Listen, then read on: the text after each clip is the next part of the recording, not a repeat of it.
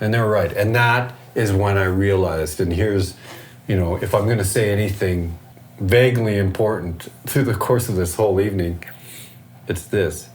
It never gets any better than when you're in a room like this or in a basement or a garage jamming with your buddies and having a blast. Hi everyone, and welcome to this episode of the Fret Success Guitar Show. We're here today at Our Guitars. Steve has kindly lent us the space to record an interview here with Reed. How you doing, Reed? What a lovely space it is. It is. It's very lovely, and there's too many lovely things around, actually. We'll be lucky to make it out of here. I think so, without, taking something with us. Sorry, Steve. So, Reed's been a player, he's worked in retail, he's taught guitar as well. I have taught guitar, yeah. Good. Currently a freelancer, so I've done various things. Yeah, you're playing and with everyone will have you, I guess, at the moment? At the moment, it's a short list. That's awesome. So there's loads of stuff to talk about, so we're going to dive in a little bit with, I think I want to know really, we've never talked about how you started playing. How did you get into guitar? Like a lot of people, I'm a child of the 70s.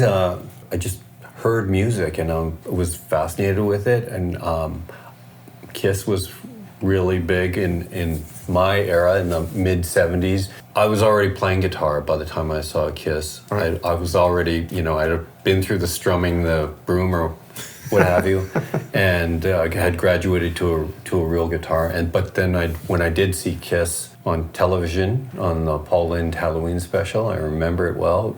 I think that was kind of the Beatles on Ed Sullivan for my generation. Okay, yeah. They were a spectacle, obviously, but there was something really enthralling to a young lad. They were up there obviously in these garish costumes and makeup, but I dug the music, and there was something that just drew me to that. I think it's that rock and roll spirit that's been, we've all seen it through different eras, whether it was Elvis and the Beatles, Kiss, Van Halen, Nirvana, you name it. Through the ages, there have been these bands that have been the magnet for the young guitar players. Yep. Metallica, probably.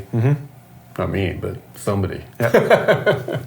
That inspires you. You get into guitar playing. Like, do you go down like lessons? Do you just smash things? In that time in the 70s, really the only route, unless you knew somebody who could teach you, was to go take lessons, and so I did. But it was. Lessons weren't like they are today. Of course, we had no YouTube or things to look up what we wanted to learn. And instead, we got a book. And my first book was Alfred's Book 1. And it was, it was like, literally for lesson after lesson after lesson until you'd learn the first 3 frets of the guitar. And it sounded nothing like music, and it was a miracle that anybody stuck to it. But in a way, I think it sorted out who really wanted. We did them out. Yeah. Because all the people who were, only there for a good time left pretty fast, I think. And then eventually I met up with some like-minded fellas at my school. I guess it would have been junior high school at the time. And they showed up at my door in the middle of the night when my parents weren't home one night, and they were the bad kids from school. They smoked cigarettes and had long hair. Yep. And they showed up at my door and said, "We heard you play guitar. We heard you're pretty good. We're starting a band, and we think you should." Come into the fold. Yeah. And they had a stack of LPs under their arm. Okay. Yeah. And they showed me which songs they were doing. They said, learn these songs, we're rehearsing whenever, next week or whatever. I didn't have the heart to tell them I'd never learned a song on my own before by ear. Yep. But I figured it out. What was the first song you learned? Do you remember? I don't remember, but I do remember some of the songs. I don't remember what order, but I remember there was certainly Van Halen songs. And I can only imagine how I figured out learning those by I remember we did Light Up the Sky. I don't know if you're familiar with that song, Van Halen too. But I'm sure I couldn't have had more right than just the intro, I probably got that, but the rest of it I'm pretty sure was nowhere close. But it was good enough that they let me stay on. And then eventually when we became of age to go to the bars, at the time there was a a glorious bar scene where you could go and see these cover bands, and everybody was a traveling band, and they would play 6 nights a week at a bar, at a club, and then on the 7th day, they'd travel to another place and play. And most of these bars were in hotels, so they would stay upstairs with the dancing girls and play at night in the bar. So when we started doing that, we were doing it all over Alberta and BC, Saskatchewan. Eventually made it further than that, but initially. And honestly, I think that's where I learned to be a guitar player. Yeah. I do believe that I'm a good musician. I think I'm, I don't think I'm the world's greatest or anything, but I do believe I owe a lot to that, because I don't think I'm the natural musician that a lot, some of my peers, I look at them and I go, that guy is just inside of him. And while I might think I have some of that, I think I needed a lot more nurturing and a lot more practice, a lot more time. Okay. So if you think about it, when we were doing those gigs, we would go on around 10 and we would play until 2 with a few breaks. So we were playing, like 3+ hours a night. 6 nights a week and 52 weeks a year, because if you took a week off, you were losing money. You're already on the road. Now, if you don't have a gig, you need to put everybody up. You need to feed everybody. When we were playing in the hotels and whatnot, we would have a tab for our drinks and for our food. Sometimes we'd owe money at the end of the week. But it was invaluable experience as a player, and it was crazy life experience too, because let me tell you, I saw some stuff. Things that, you probably don't even see anymore, because there was just a different time. Your formative years of playing in a cover band, etc., like, what kind of came next after that? Well, after that, I mean, when that sort of ended, and, thankfully that scene kind of collapsed, and it's probably a good thing it did, because we were so entrenched now. I might have just kept going until they didn't want to have me anymore, because it was easy to feel like, we were playing some pretty big clubs, and we had fan base. We did do some original music as well toward the end of it. I was in a band called Smash LA, which in the late 80s, but we had a following, and we had original music, and we had some videos that actually got featured on the Power Hour on Much Music.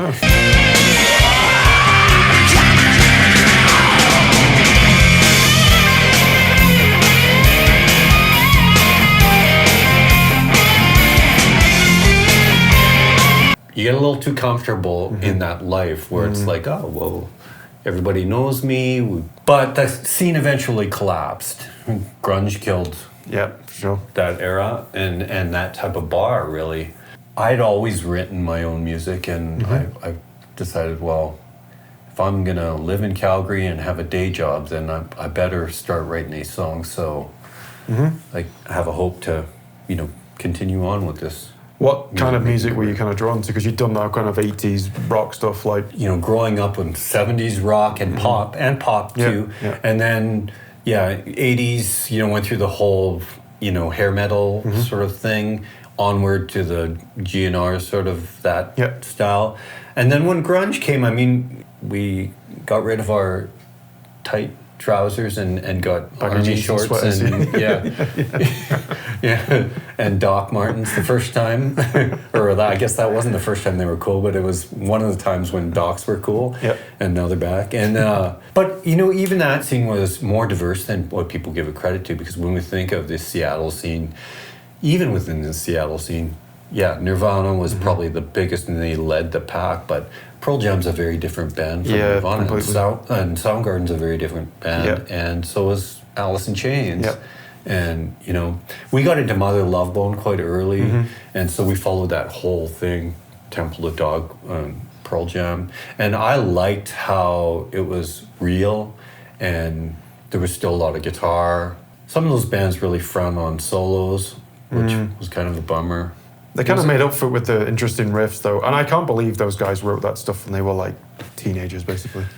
Yeah, crazy. And such individualized, and their styles are so defined within those that group of bands. And you know, SDP wasn't from Seattle, but I think that they as well were massively at the time. I kind of wrote them off because to me the vocal, you know, early on Scott's vocals sounded a little maybe derivative of other acts and stuff. But when I look back and I go, wow, like listen to this songwriting, listen to these riffs. At the time I was really I'd kind of gone down the Stevie Ray Vaughan road. Okay. As you can tell, I've listened to a lot of different music in my life. I'd gone down the Stevie Ray Vaughan mode, and through that kind of ended up in kind of like learning not only blues, but kind of some more funk-based stuff. And so that led me to the Chili Peppers. Yep.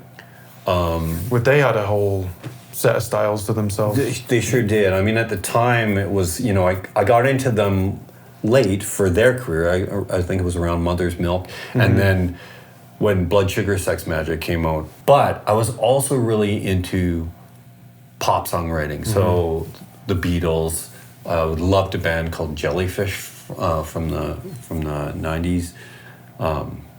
You know, like real, like songwriter. Yeah. So my friends and I, we came up with this crazy idea. Thought, what if we could have like these funky kind of grooves and stuff like that, but have really melodic, catchy choruses? And so we started a band called Calliope and gave that a shot. And we, you know, not always successful musically, but we did some stuff that I can still listen to and go, wow, we're onto something there. That was pretty cool. That's cool because a lot of people don't even take that step to just write their own stuff. Yeah. In the ashes of that, when we kind of realized, maybe this funky thing's not for us. Let's have big guitars, sort of with catchy, you know, melodies and whatnot. The band kind of mutated into a different band, which was called Zuckerbaby.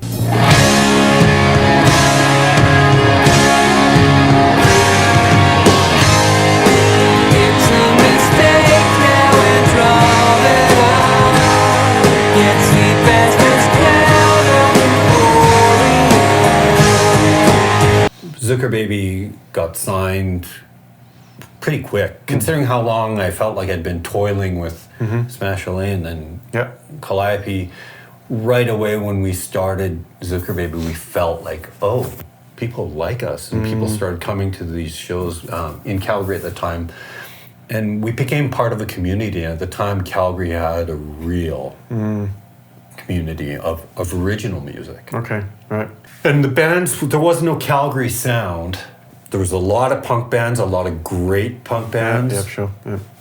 Bands that were focused more on like the funky type stuff, like but more underground, like proto hip hop almost. Okay. And then there were the Brit pop scene of these bands that were all like indie type Smiths stuff, and stuff like that. Alternative stuff. And we kind of were on the fringe of a lot of those. So I think we fit in maybe most with the Britpop guys, because you know, because it was more guitar-y, I guess. Yeah, more guitar-y, and we got signed within a relatively short period of time. How did that happen? Interesting story. So let me start by saying the music scene in general in Canada was a lot more healthy then. Yeah, okay. I mean, Much Music was still a hugely powerful entity, and the VJs actually had power to influence people. And this is before we had, you know, social media influencers, but so people were looking to something, and it was still radio, but more so at that time it was Much Music. And so we managed to get the attention of Terry David Mulligan was really good to us, and he started mentioning us, and they would do these things, the Calgary scene, and they would talk about some of the Calgary bands, and luckily we were some of them. At the time they had a Much West segment, which would cover basically the western half of the country, and Terry David Mulligan was the host. We already had a buzz going, but we went to Music West, which has sort of mutated into something else now, but it was just a big festival in Vancouver where everybody, you had to be invited out to go, but you would go and you would do these showcases, and the whole industry was there. Oh, that's cool. And at the time, it was big enough that not only all the Canadian industry that was there, but some U.S. industry as well. Okay. So we went out there and we played a showcase. We sold it out. A bunch of A&R people got turned away at the door, which was actually probably the best thing that could happen for us, because it just helped the buzz get bigger. After our set, there were several other bands, so I was standing around watching, and a fella came up to me and he said, I came to see this band, but I did catch a few songs of your set and I really enjoyed it. Do you have a demo on you? And at the time we all would carry like Yeah, sure, yeah. you know, and they were cassettes, right? Yeah. They weren't CDs at this time. This would have been 95, 96, Yeah, sure. 96, I guess. Yeah. I produced my, and you know, you'd have all your contact information. So I handed it off to him. He goes, thanks, my name's Harris. And he split. So we were having a great time because we had lots of friends there and stuff. And an hour or so goes by, and somebody taps me on the shoulder, and I turn around, and it's the same guy again. Yeah, okay, right. And he said, listen, I was on my way to another showcase, but I popped in your cassette. He goes, I want to sign you. Wow. Fuck. So I was like, oh, you know, what do you say? Oh, What do I sign you? cool. Like right now? So it did turn out to be a process because he represented a label actually from the US, Okay. from San Francisco. The label is called 510 Records. This story does not necessarily end happy. Yeah, I'll give you that's fine. some warning right now. We're for the real story. So we started going through this process where he was the A&R guy. He was like, no, I definitely want to sign you. So within a short period of time, they set up a showcase for us. We played a daytime show at Republic. It was an all ages show, which was perfect for us. We filled the place and we had a great show. Awesome. And afterward, we went over to the Rose and Crown, and we sat down and ordered some drinks. And the president of the label said, "So we'd like to sign you." You're probably wondering, when does this story go bad?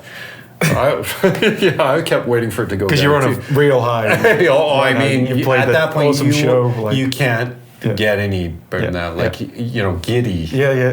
Giddy. Good word. You're like, So this was an independent label, but they had distribution through MCA at the time, they were called, which became Universal. Yeah.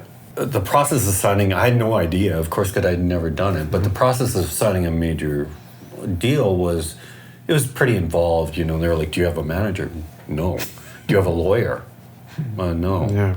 Okay, well, you need to at least get a lawyer. We'd prefer you get management as well, but you need a lawyer to go through with this. And, well, the label was the guys who had been Green Day's management when Dookie broke, Okay. up to that time. Yeah. And I forget that's similar kind of thing. so, and then Yeah, they yeah. had split from Yeah. them, and they'd used some of their funds to start this label, 510. Okay, right. So we're getting flown down to San Francisco and, you know, having all these official phone calls. It's a powerful time in my memory. I can Sounds remember like being very on, fun times. Yeah, I can remember being on the phone, you know, on my little patio, one block off of 17th Avenue, and talking with this guy about, you know, what I was looking for out of a deal, which I barely knew, in all honesty. But I knew this. I knew that we wanted to have a real opportunity to make music, and so possibly to my own detriment, I negotiated a two album deal, meaning that we were contracted to make 2 albums for sure. After that, they would have the option to continue with us if they want to. Most deals for first-time unknown acts would be for a single album. But I felt strongly about it, and so with the help of my lawyer, who turned out to be great, and we still didn't have management, I was able to negotiate this deal. There's 2 halves to it. So you sign a short-form deal, which is it's like the Coles Notes version of the deal. Yeah. And you sign that so they know your intent is good or whatever. Yeah, it's and kind of then, like buying a house almost. yeah, and then they send you this book. Yeah, that's what you need the lawyer for. Yeah, where you there's all those tabs, sign here. Yeah. So we'd already signed the short form and we were waiting on the long form, and I got a call one day, and it was the president of the label, and he said, he goes, I got some bad news for you. We've lost our distribution with MCA. I talked to the lawyer, and he said, well, because you've signed the short form, you're obligated to still sign with these guys. Okay, right. It's not in your best interest, however, Of because course, yeah. right now you have a bit of a buzz going on. Yeah. I spoke to him, the president, and we had a great relationship. And he said, you know what? He goes, you're free to go. He goes, I'm not going to do that to you. He goes, I don't really even know what's going to happen. That's good. And so they let us go. And so we started talking to some of the other people who had been courting us, because at the same time we were getting courted by several other, but they were Canadian deals. Yeah. One of them was with Polygram Records, Mercury. Yeah. And the A&R guy was Brian Potvin, who was the former guitar player for the Northern Pikes. Okay. Right. And he wrote their big hit, She Ain't Pretty. Yeah. So, I mean, we had a lot in common with Brian, and I liked him right away. And I do remember that the day we told him, sorry, we've decided we're going to sign with this U.S. label, that he was not happy. He had flown to Calgary, and we were having this big dinner at some crazy expensive hotel downtown. And I said, yeah, so I need to tell you something, and this is it. And he got up and left. Really? Like, yeah. Wow. Yeah, no, it was, so after our deal with 510 fell through, I called Brian and I said, look, I don't know if you want to talk to me or tell me to fuck off or what, but we're on the market again and we're looking for a deal. They matched the deal that we had, including the two albums. Okay. But it was a Canadian deal. What would put you off a Canadian compared to a US deal at the time? Because if you're signed to the US, you're going to go tour in the US. Your album's going to be released in the US. You're going to play to a US market, or at least have the opportunity to. When you're signed to a Canadian deal, I mean, it does depend on the band, and there's bands who if they're more established, probably this would not apply to. But for us, what it meant is that the album will come out in Canada. If we see the kind of result we hope we will see, then we'll then spend the money on the US. Yeah. Exactly. Yeah. Spoiler alert: we signed with Polygram, with Mercury, and we made an album. And we recorded it in Calgary. We mixed it in Vancouver and LA. We mixed with Jack Joseph Puig, who, they asked me actually at the time. When we got signed, we were like the darlings of the label. Like, we could do no wrong. We felt like they were, and they were always just pumping us up and making us feel like we couldn't do anything wrong. Don't worry, it didn't last. So they asked me, they said, if you could get anybody to mix this record, who would it be?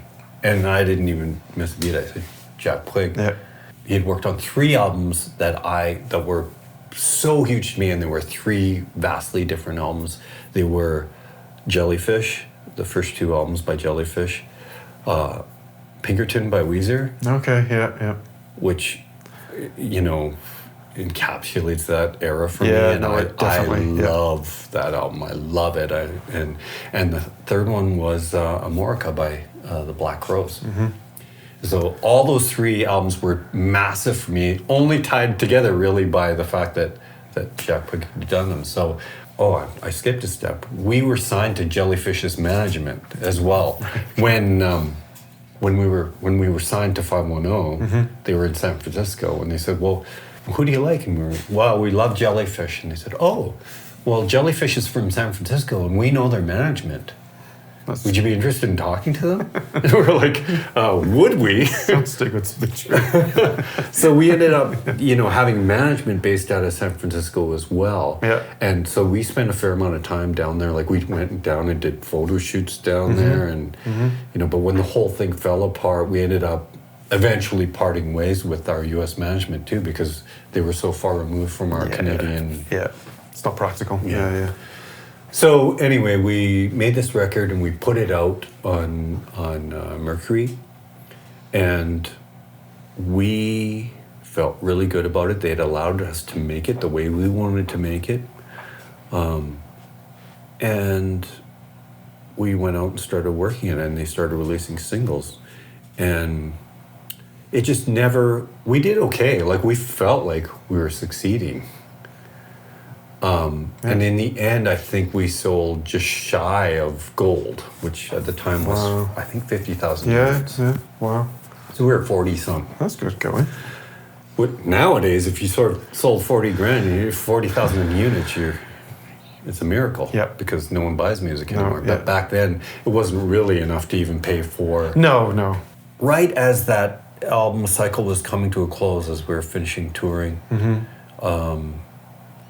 Universal bought Polygram. Okay, right. It was a big merger in the industry. It was one of the biggest ever. And with that purchase, most of the people who worked with us got packaged they just out. rinse.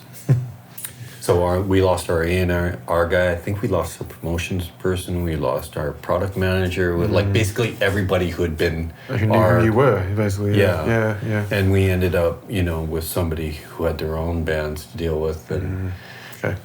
in retrospect, this is where my too firm thing may have been the wrong move, because they had to either make that record or buy us out of it. And they weren't going to buy us out of it. Right. So we made that record, and they put it out.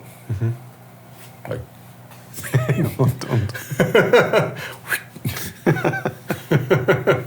Okay. So you've done 2 albums then? so we did 2 albums. We did do our 2 albums, and you know what? And when I listen to our second album, I hear all the hardship. I hear all the because all that stuff, it weighs on everybody in the band. It weighs on your personal life. It weighs on Yeah, I bet. And so when it all came to an end, and the band actually kind of was on the verge of breaking up anyways, because there's so much internal pressure, and people weren't getting along, and so when by the time they said, yeah, we're not making another record with you guys, which I already knew they weren't going to, and that it just didn't seem like there was anything worth still pursuing. I mean, at the time it was just so disheartening, and that hardship had made us all hard on each other. So it was a difficult time, and I'll tell you that what's even harder than that is coming home to Calgary and going, who the fuck am I then? If I'm not this guy who is in a band and makes records and tours around, like we got to do some pretty cool stuff. Because your brain switched gear by that point. Yeah, absolutely. And for me, because that's all I'd done my whole life. I did work in retail for a short period after the cover 6 nights a week thing, and while I was building up these original bands, but I didn't take it that seriously. I was a band guy. I wanted to make music. I was just, I got to pay the bills somehow. Working at a guitar store seems like maybe the least terrible way to do that. And you'd been playing in a band, and then you'd gone to do the label thing, but also you'd been integral to the the legal discussions, getting the management in place, getting a label. It wasn't like you were just a player. That is true. I really, and that made me grow up a lot and I learned a lot. I mean, because I'd grown up, not even having a real job. I was just playing in a bar at night, talking to drunks and exotic dancers. Yeah. Hopefully. I mean, so I learned a lot. And I'll give some credit to my time at retail too, because when you're working sales, obviously you're forced to talk to people that you don't know. And, so with all those things, I do think it was character building and helped me to, mature at least a little bit. I didn't even know who I was or what I do, so obviously I had to get a job, and I ended up back at retail. And that was when I kind of stepped into more management level stuff, bigger than, would you like some fries with that? Or, will those be 9s or 10s, sir? When you thought of yourself as, I'm a signed artist, and then, I mean, I knew that my roots came from playing covers, and I loved it, to be honest with you. I just like playing music. But I was like, whoa, that's weird. I'm going to come back, and now I've, you know, I was in this sign band and now I'm going to go play Highway to Hell at the pub down the street. That just, in all fairness, it was a couple of friends of mine who called me up and said, look, we're starting a cover band. We want to play on the weekends and we want you to play with us. And I was like, I don't think I can do that. And they're like, yeah, no, we think you should. And they were right. And that is when I realized, and here's, you know, if I'm going to say anything vaguely important through the course of this whole evening, it's this.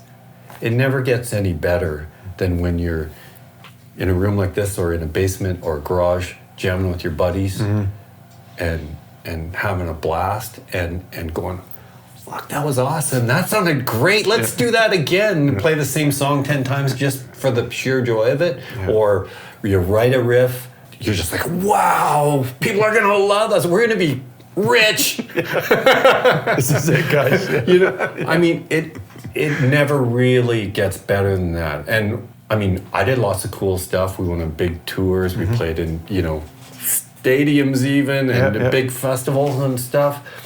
But it never really gets a ton better than those moments. Like, that's very humbling. Like, when do you think you had that realization? Around that time, when I started playing covers again, because there was so much joy in it again. And I felt the same way. I was like, that was awesome. Let's play that song again, you know, or, you know, and it's just, I didn't even write that song. It's just some stupid song that I probably don't even want to listen to, but it was really fun to play, you know.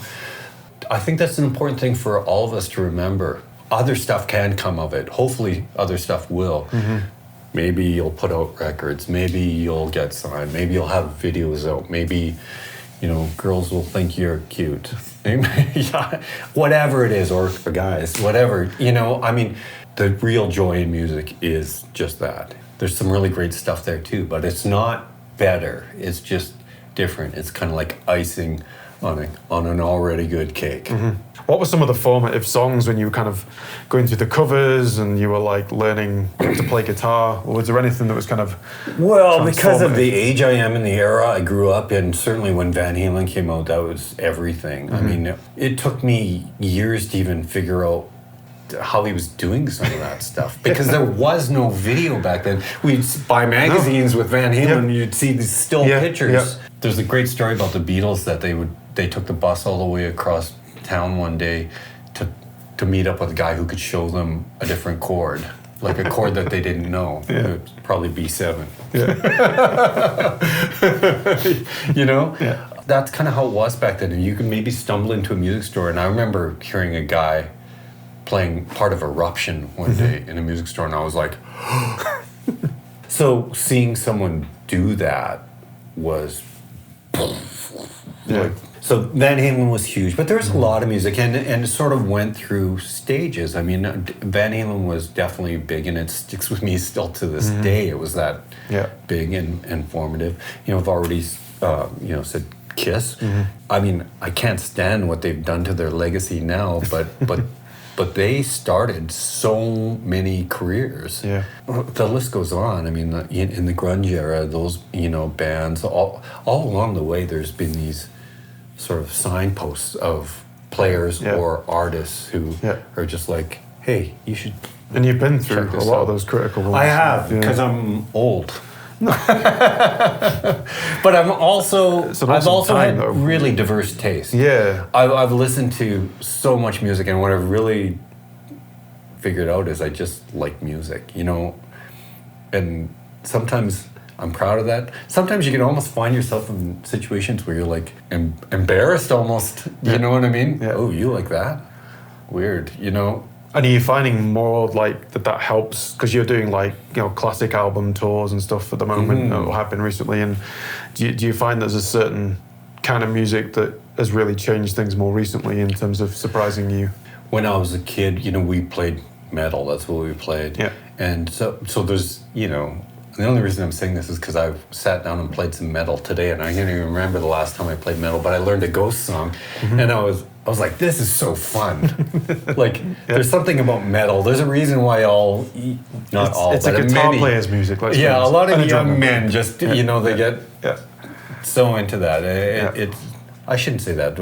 Young women do Oh too. yeah, it's definitely for everyone. You know, in the 70s, because there was radio, that was it. There was no MTV. There was obviously no social media, no YouTube, no anything like that. So you got to hear the music that you were exposed to, and that was 9 times out of 10.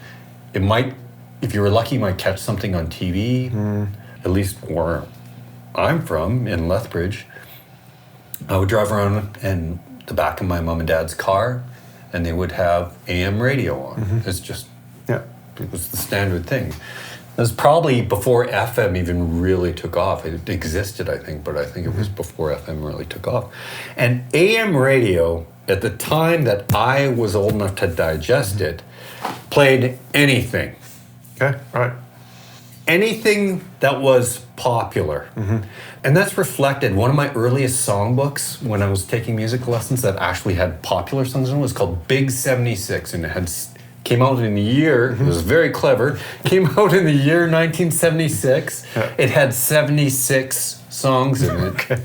But those songs were everything from Juice Newton and Charlie Rich to Blue Oyster Cult, Alice Cooper, to a bunch of one-hit wonder bands, to like Chicago. Wow. Because that's what the radio was like. Yeah.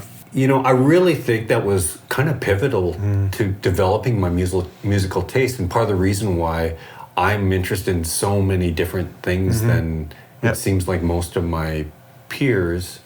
And that it's not just younger people. Like, you know, I spend a lot of time with one of my clients is a few years older than me, and he's like, "You like this?" I'm like, "Yeah, I really like it, actually."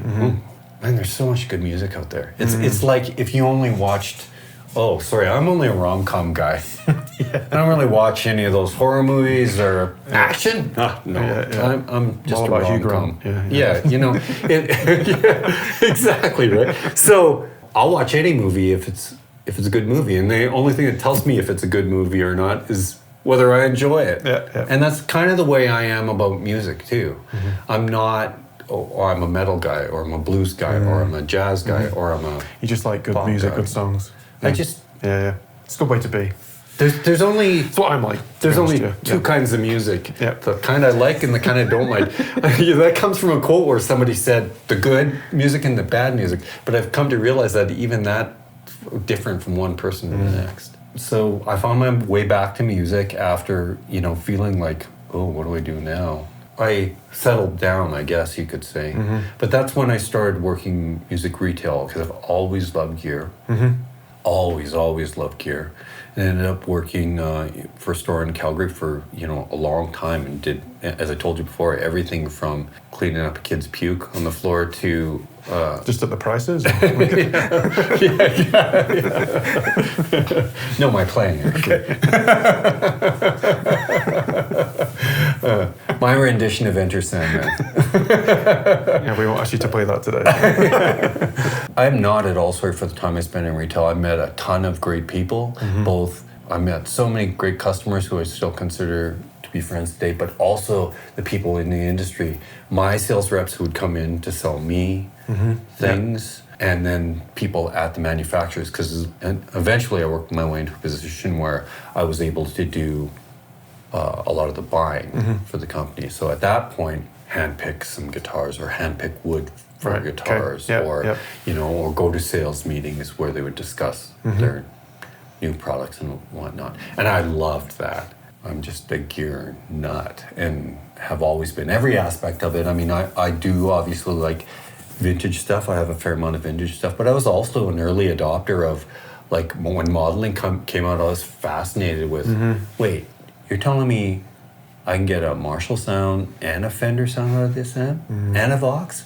Did you visit factories at the time and get tours and look at the products first? Absolutely. The first big memory for me was not a factory, but it was NAMM. Because when I went to the first NAMM, at the time when I started going to NAMM, it was massive. And you were not anybody if you weren't at NAMM. These days we get companies deciding not to go to NAMM. There was no... This was like an elite looking to be there kind of thing. Yeah, you had to be there. If you were going to be serious about your product, you needed to be there.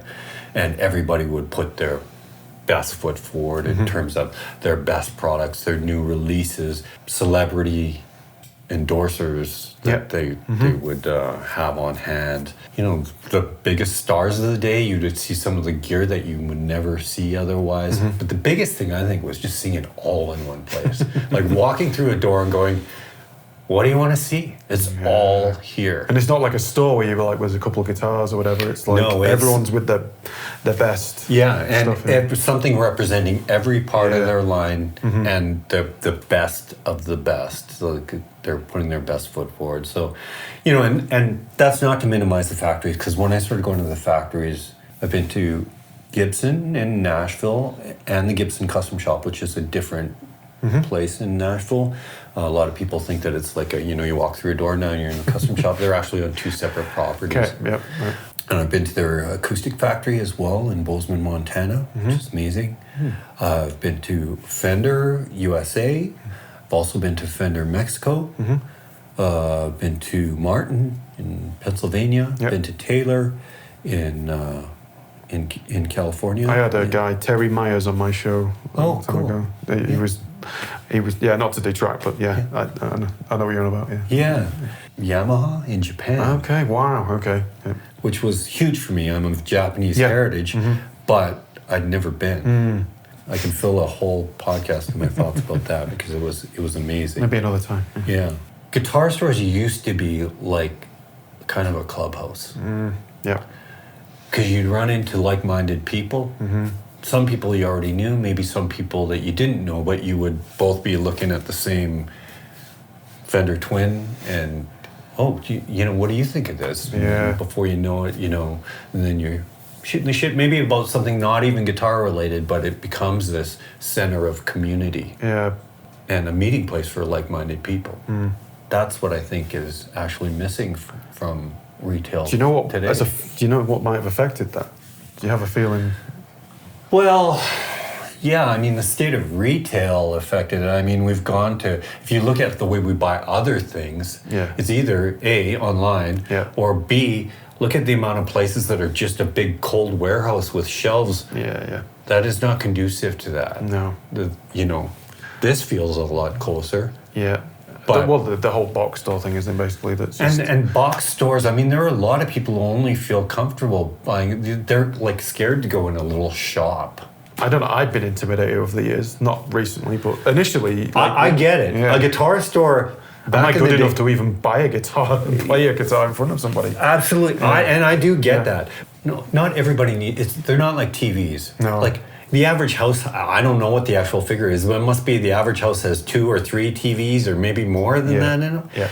How many guitars does the average house have? Yeah. If you find the right one, it might have 30 in it, but most on that block probably have 0. Yeah, for sure. Yeah. Right? So that's the strength in building community, is that you're building return customer. They may just come in for strings or to meet their buddy or whatever, but while they're there, when did that come in? Yep. I mean, we've all been there. We've all walked into a store with no intention and ending up falling in love with something you didn't even know you wanted to buy. And we've all done the other thing where we research something till we're blue in the face and find out every little, more than the salesman about all the specs. Yeah. But then there's that time when you just walk in and it's just sitting there and you go, what's that? Yeah. But I've done it before as well. You research things to death and you come in and then you buy something different. Yeah, absolutely. Absolutely, because the hands-on experience is entirely different, because these are, we make music with these.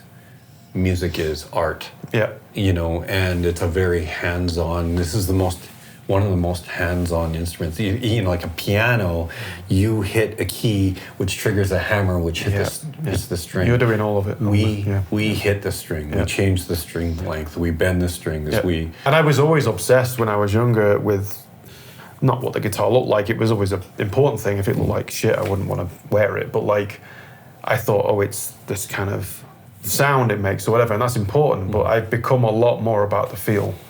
of how it feels under the fingers and the Absolutely. experience for me more than the listener half the time. Yeah, absolutely. I mean, I think, we each have our own sort of criteria maybe that we look for, and it doesn't really matter. But what does matter is that, there's going to be the right one for you.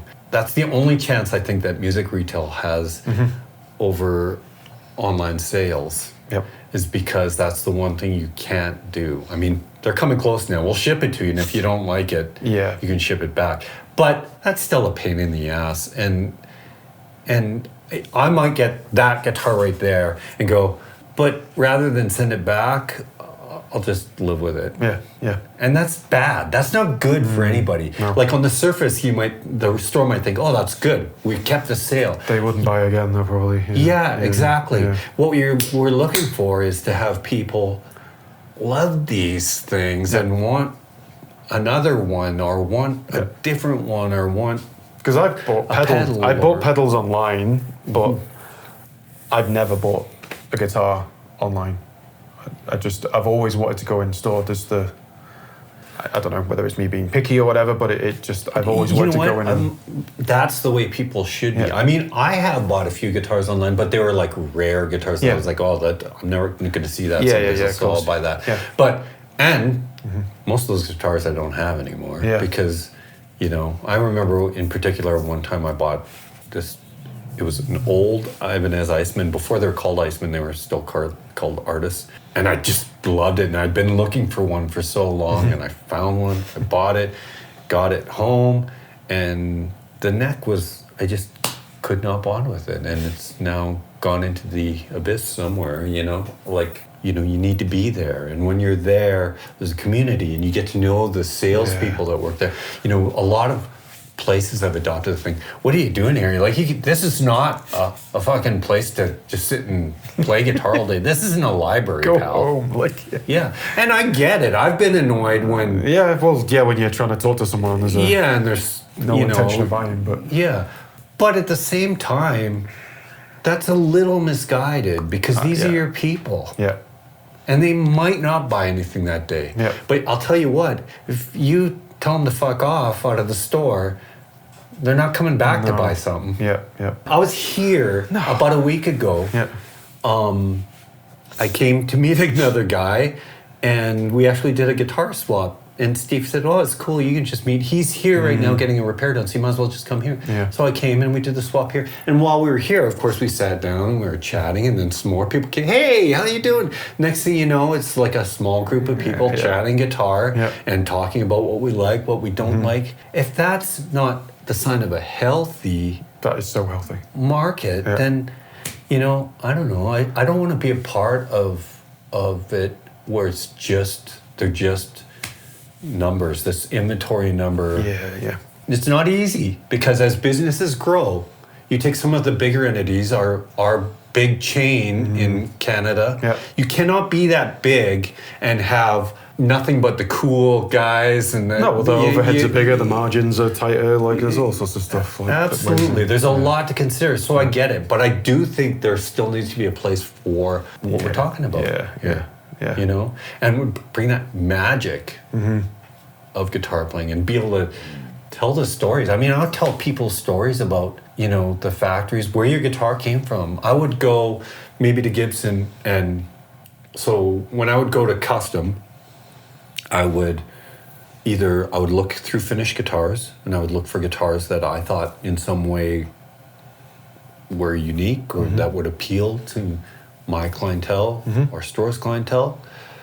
Or the other thing I would do is pick tops. So they'd have pallets of matched the veneer maple tops. Yeah.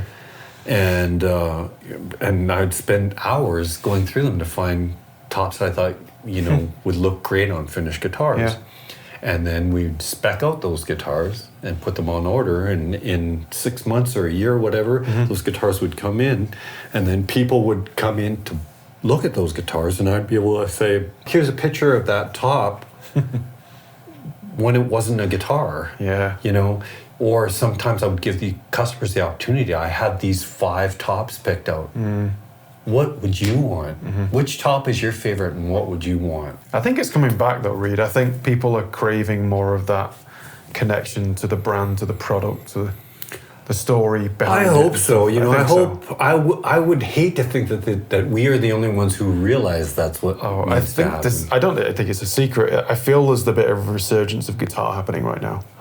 I think there's more of it creeping in to the main chart. It had a bit of a break for 10, 15 years.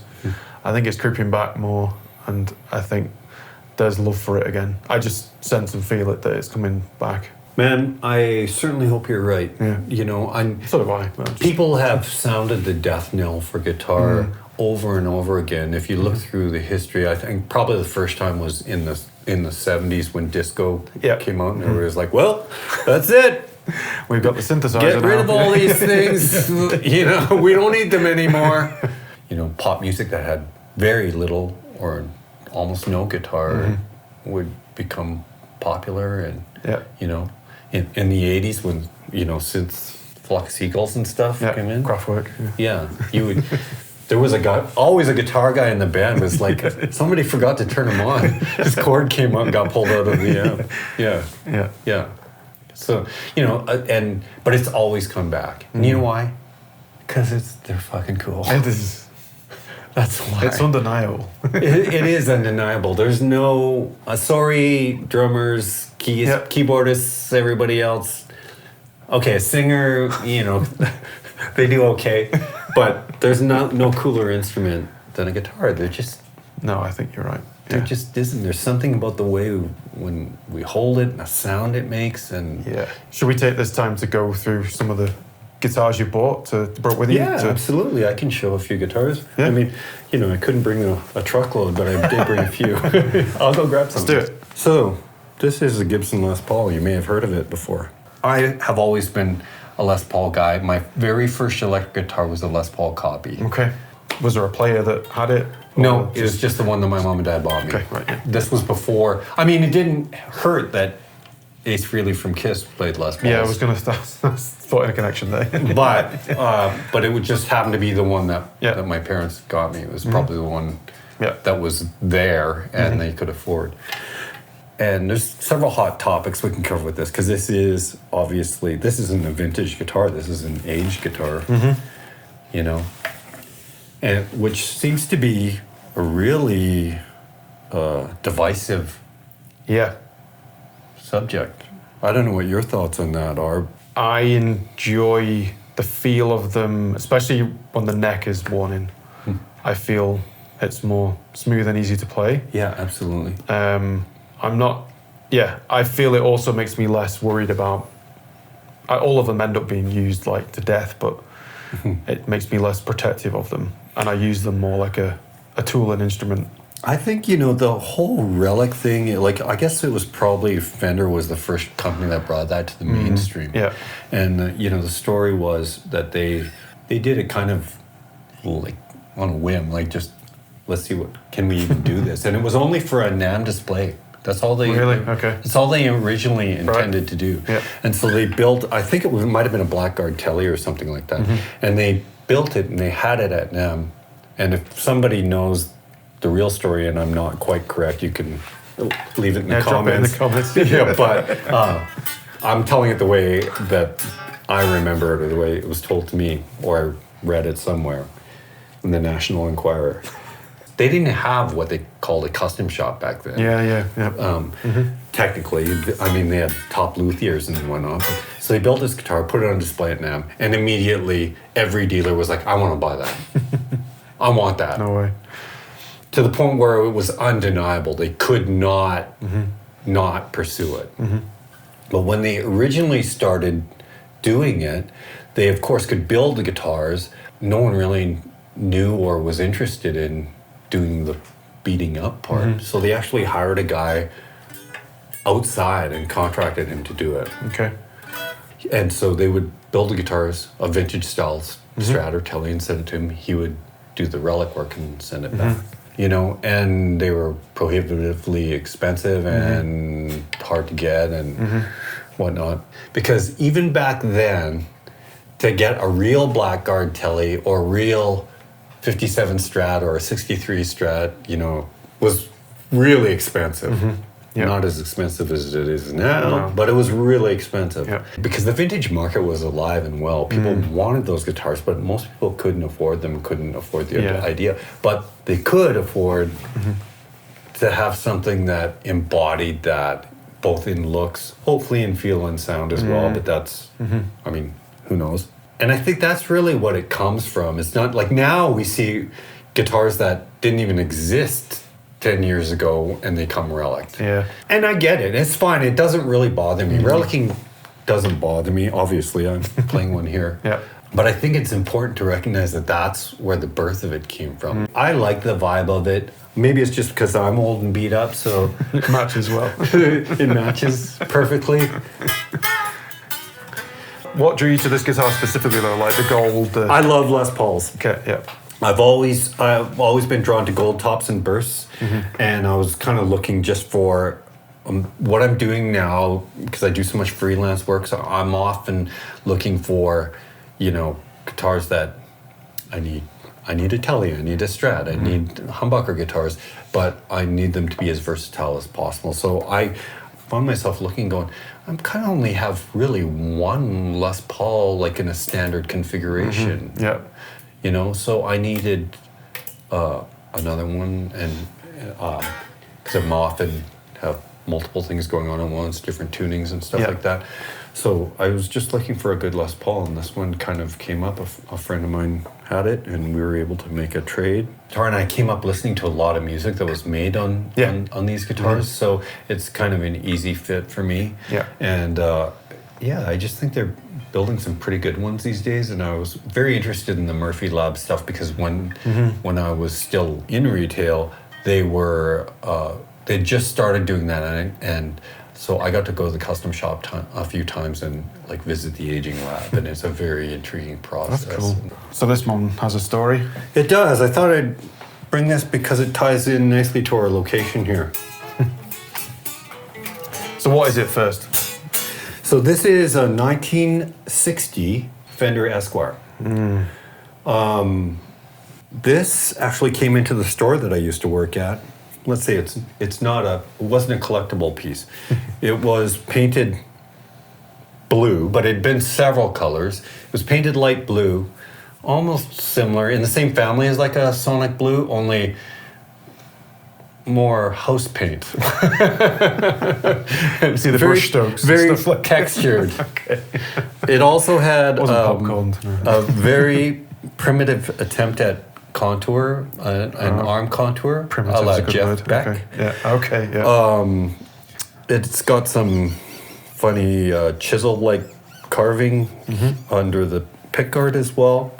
The pickup is not original. Just the one. Some of the guts were original. It's got the one lonely plastic head on there. But I immediately recognized it as, this is a good guitar though. The husk of this, what's here of this guitar is great. At the time I was not in the market for it, so I called up a friend of mine and I said, I have this guitar. I think it can be had for a good deal because it's been so messed with. And he said, oh, well, how much? And we agreed on a price, and I'll take it. So I shipped it to him.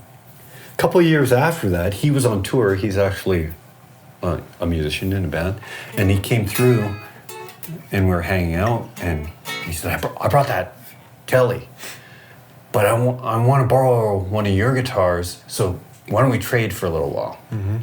He loves old Gibson flat tops, so I had a 52 J45 that he'd always loved to play whenever we were hanging out. So I said, sure, take this and I'll hang on to your Tele. At the time, I was like, I don't know what I'm going to do with that Tele. I rarely played Teles. And well, you're more of a humbucker guy. I wasn't really looking for one. But I had just got a country-esque sort of gig, so I was like, okay, this could work for both of us. And we're only going to trade for a little while anyway. Next time I see you, we'll trade back. Okay. That was 10 years ago. So at some point I realized that this guitar is mine. And it's a good thing because this is one of my most used guitars. There's a reason why this guitar is, virtually unchanged since 1950. Yep, I it works. mean, it's just everything is just right, and this is a particularly great one. Well, you can't, you live in Calgary and not have a Telecaster, I don't think. Yeah, I guess. Yeah, I needed to be in the club. But it doesn't look like you described, so... Recently, I've always, like I say, I've loved the guitar and I've used it so much, both live and I use it a ton for recording. It's probably one of my most recorded guitars. And there's not a lot I want to change on it. It had already been refretted. My friend had it refretted because the frets were done. This pickup is not original, but it sounds great. And, that's the important thing to me. It just sounds fantastic. But the finish did always bother me. It looked pretty ridiculous. Sounds pretty stupid, yeah. I had been searching for a while. Once I realized that it was mine to do that with, I was looking for a way to get it refinned. But the problem with getting it refinned is that it had this half-assed attempt at an arm contour that someone had put. It wasn't even really in the right place. It was kind of more up here, whereas on the Strat, it's like in the corner. Right? But it was enough that there was no hiding it. And there was also a giant burn mark right here, like someone had held a lighter under here. You can kind of still see it. I talked to Steve here at Our Guitars about it, and he said, I can do something with that.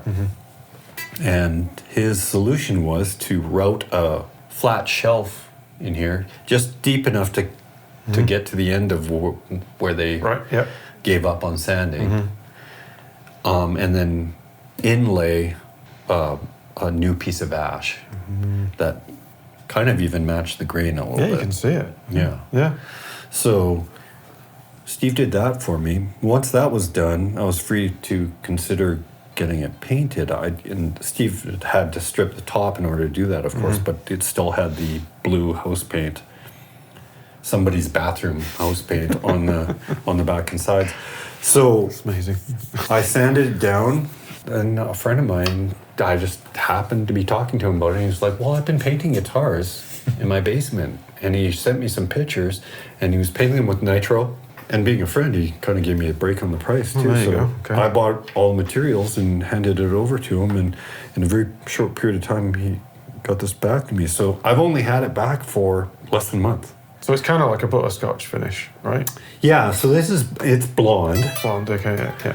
The butterscotch blonde, like in the early 50s, there were butterscotch that more yellow. Yeah, so it's not quite. Yeah. As we got later in the 50s, it morphed into something like this that was either more or less opaque. Some of them are so almost can't see any grain. Yeah. And then some of them you can see a little more. I like this. It's nice in the middle. Yeah, I think you can this see is if you good look balance. for it. It's obvious, but He actually wanted to do it a little bit more transparent, but because of some of the blemishes that we had, and because of this graft in here, I said, let's go just a hair more opaque. He had done another one in blonde that I was using as my sort of base. Okay, yeah. And so, but he did a fantastic job.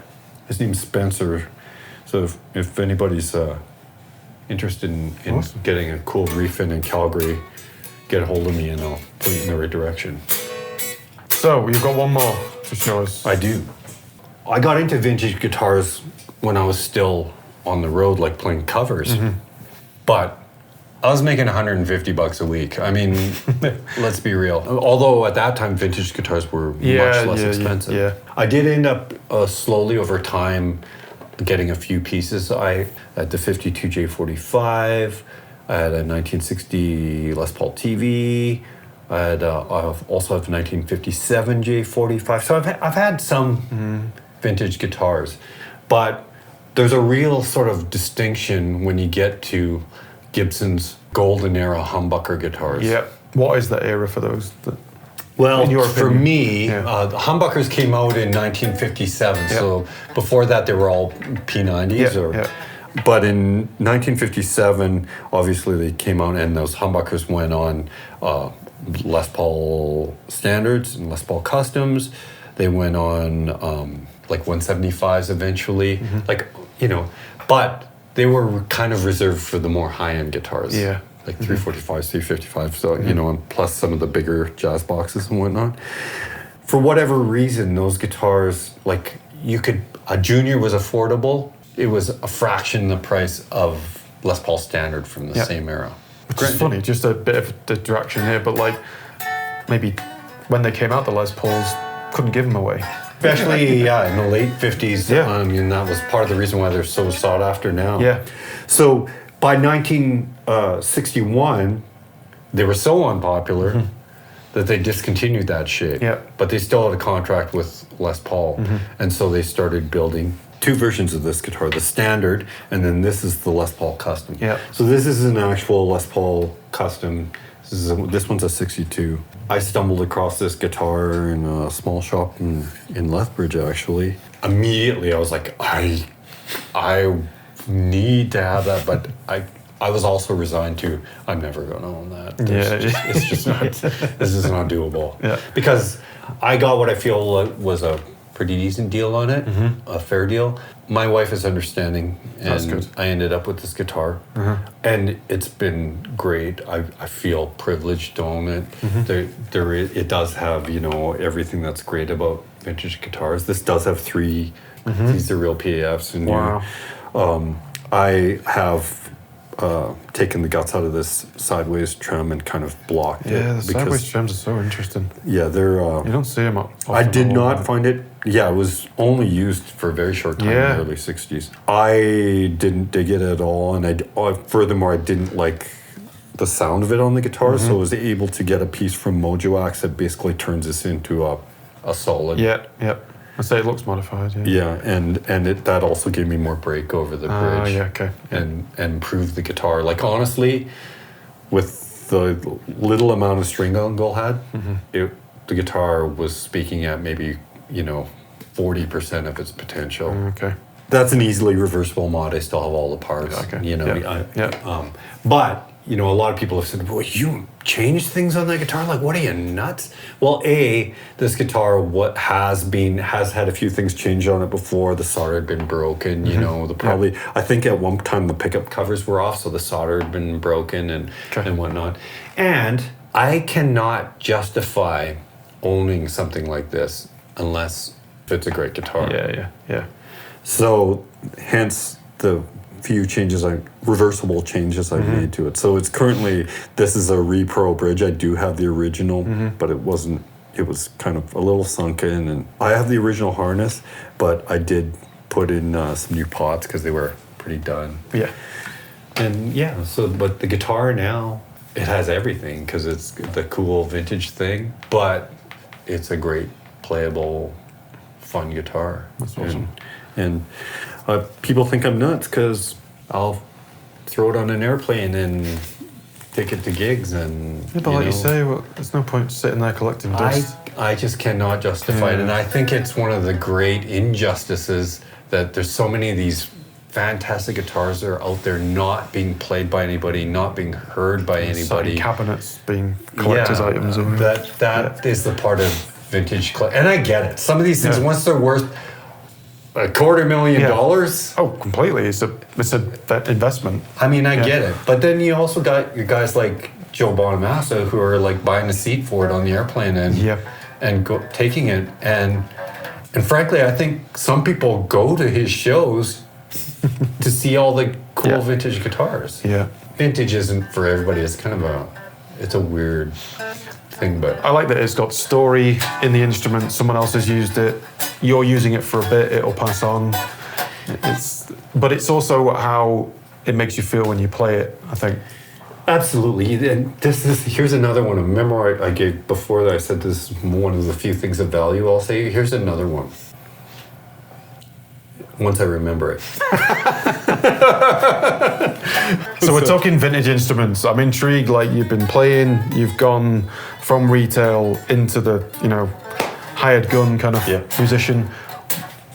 What's next for you in this little while? What are you thinking? What are you trying to achieve? I was really hoping that you would be able to tell me. I mean, we can do more videos and see what happens. I don't have a clue, really. No, I mean, okay, yeah. because I feel like I've lived a pretty full life. I've been fortunate, both musically in my musical endeavors, and also, you know, I have a couple of kids that I love to death and I live for, and you know, I have a great wife who's understanding, and she means the world to me. So I've been lucky in many ways. My parents are still with me. Oh yeah, yeah. I mean, and there's no point in denying the fact I'm kind of entered this weird thing where I'm older than I really ever pictured myself. Okay. So, I mean, I'm not stopping because I don't feel any reason to stop. Like, I still like playing. The traveling doesn't kill me. I try and take care of myself a little bit so I can continue to do this stuff. But I do realize that there probably will come a time when I no longer want to jump on an airplane or you mentioned Classic Albums Live. So I play for this company, for those who don't know, it's a company called Classic Albums Live, and it's exactly what it sounds like.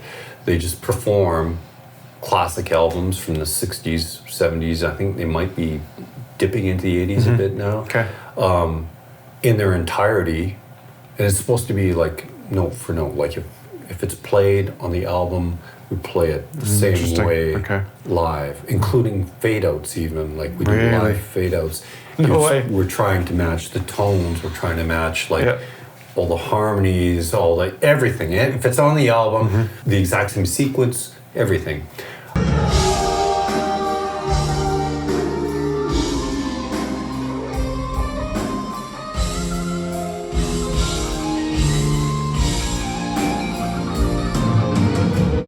But it's not a tribute act. So there's no Angus Young duck walking across the stage. It's more of like an auditory costumes. audio. Yeah, it's an audio tribute to the album, actually, not less to the artist than to the album. Okay, yeah. The music that was That's created. interesting. Yeah. So the way they often describe it is a modern day symphony sort of situation. Yeah, so when we do it, we're not like, you know, doing high kicks and stuff like that. You've never been tempted? I mean, all the time. Except for I'd rip my trousers. So.